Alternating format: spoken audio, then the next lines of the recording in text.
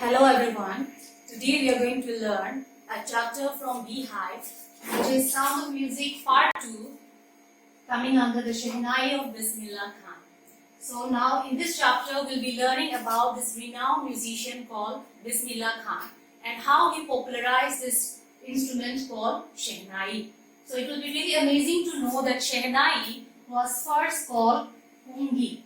Now Pungi is actually a mystical instrument which has been used for charming snake. So this particular instrument used to produce a very shrill and unpleasant sound, so much so that at last Emperor Aurangzeb decided to ban this particular instrument to be played in the royal palace. Now this came as a shock for many Pungi players, and they were thinking about maybe someday they will get this opportunity that this Pungi will be modified and they will be able to play it again.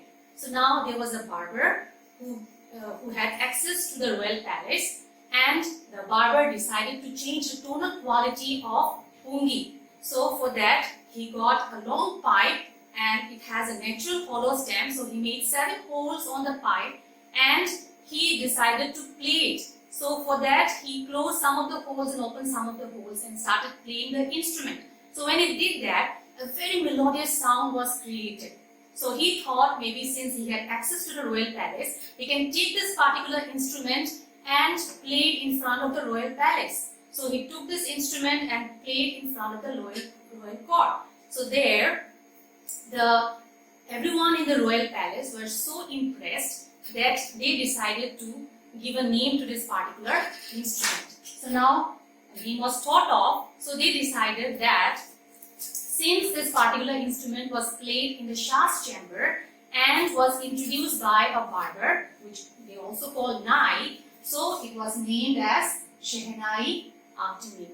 So after that, because of its melodious sound, Shehnai was considered as a very auspicious musical instrument. So it was played in the temples, it was also played in the weddings, and it became a very indispensable component for the North Indian weddings.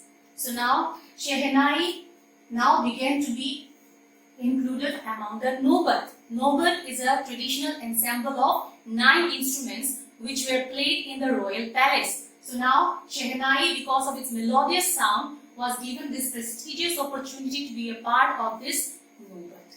Now it was only through Bismillah Khan that this particular instrument gained importance and it was converted from usual temples or weddings to a classical instrument. So now, before we go on into the detail of how he made this instrument so popular, let us go into where he was born. So Bismillah Khan was born in the ancient state of Dumrao, Bihar. So as a 5-year-old, he used to go to the Bhojpuri temple. He used to go to the Bihariji temple and sing the Bhojpuri Cheta. So this is a devotional song in Bhojpuri, and the Bhojpur king used to get so impressed by his singing that he was gifted 1.25 kg of laddu as a gift.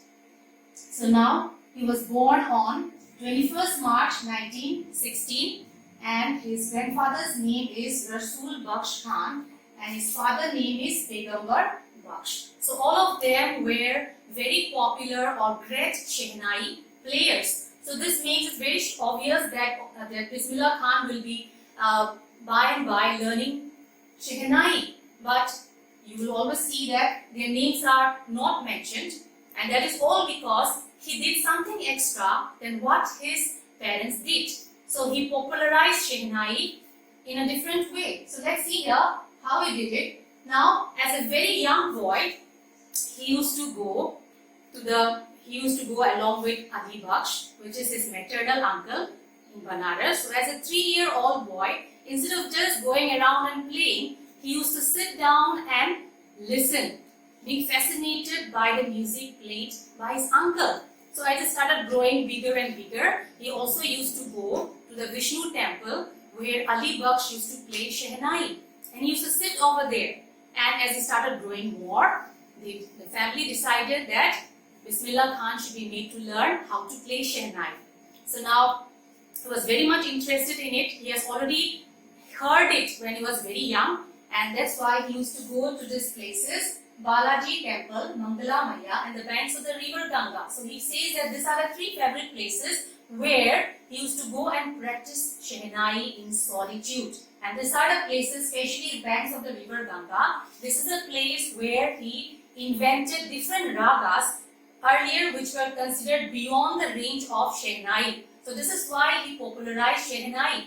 His parents, his great-grandparents, they also played Shehnai, but they played it in the usual way, the routine way.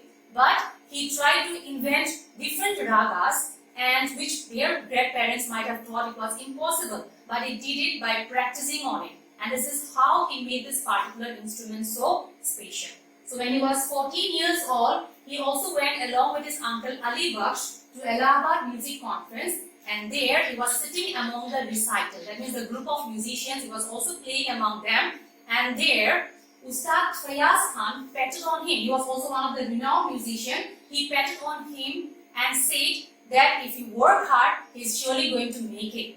Okay, this was really encouraging for Bismillah Khan, and he showed it, he proved it in future as well. So when in 1938, the All India Radio was opened in Lucknow, Bismillah Khan got this opportunity to be heard daily in the radio. And on 15th August 1947, Bismillah Khan was the first Indian who got this opportunity to play Rag Kafi in an audience there at the Red Fort, and among them, one of the special audience was Pandit Jawaharlal. As Bismillah Khan became so popular, he used to go abroad for many music concerts, and his first trip abroad was to Afghanistan. So going there, when he played Shehnai, King Zahir Shah was so impressed by his playing that he gifted him Persian carpets and other souvenirs. And in another event, film director Vijay Bhatt happened to visit one of the music festival, and there he saw Bismillah Khan playing Shehnai. He was so impressed by his playing that he decided to make a film completely based on Shehnai, and he named the film as Gunj Uthi Shehnai. So this particular movie was a chartbuster during that time. Another movie venture he did was with the Karnat movie, which is directed by Vikram Srinivas, which is called Sanadi Aparna, and this is a Karnat movie. Now these are the only two movies in the film industry that he had done, and he says that he don't want to do any more films because he does not match with the artificiality of the film industry. He considers the film industry to be fake, and he does not consider himself to belong to that part of the world. So now, he was also one of the prestigious musicians who was invited to perform in the Lincoln Center Hall in USA. Apart from that, he also participated in the World Exposition in Montreal, Cannes Art Festival, and Osaka Trade Fair. So he is also given various national awards such as Padma Shri, Padma Bhushan, Padma Vibhushan. And in 2001, he was given this national awards, Bharat Ratna. So when he got this particular award, he put the coveted award in his chest, and he encouraged the Indians to teach their kids to learn music, saying that even the West are interested to learn Indian music.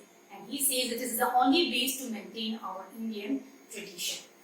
So now, Bismillah Khan used to say that his favorite place in all of the world, wherever he goes, he said he used to go around the world to perform. But then his favorite place all over the world will be only Banaras and Dumrao. Dumrao is his birthplace, and Banaras is the place, his maternal uncle's place, and this is his favorite spot because these are the two places where he learned Shehnai. So that's why he considered these two places as his favorite place. Now in one of the events, a USA student happened to ask him to teach Shehnai in US, promising him that he will recreate the overall environment in Banaras by replicating the temples over there.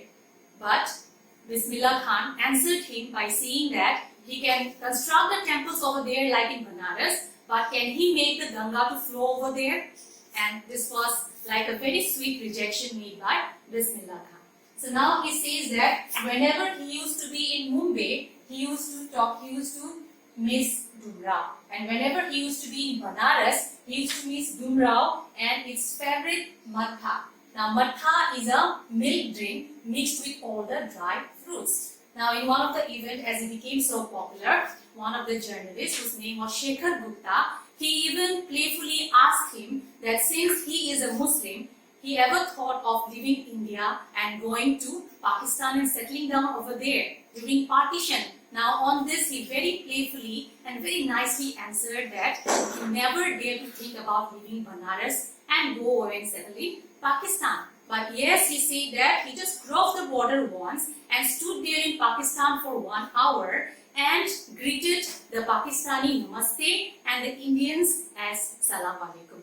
So now in the overall story, you will never find that even though he was a devoted Muslim who used to carry all the rules and regulations related to the religion, but he never mind going to the Kashi Vishwanath temple every morning and playing Shehnai over there. So he is a perfect example of unity in diversity in India.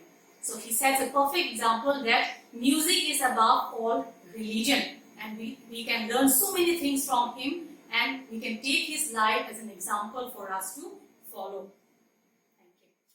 Thank you. Stay home, stay safe, do it for yourselves, do it for your family, do it for India. Let's break the chain of COVID-19. Hum honge kamyab. Jai Hind.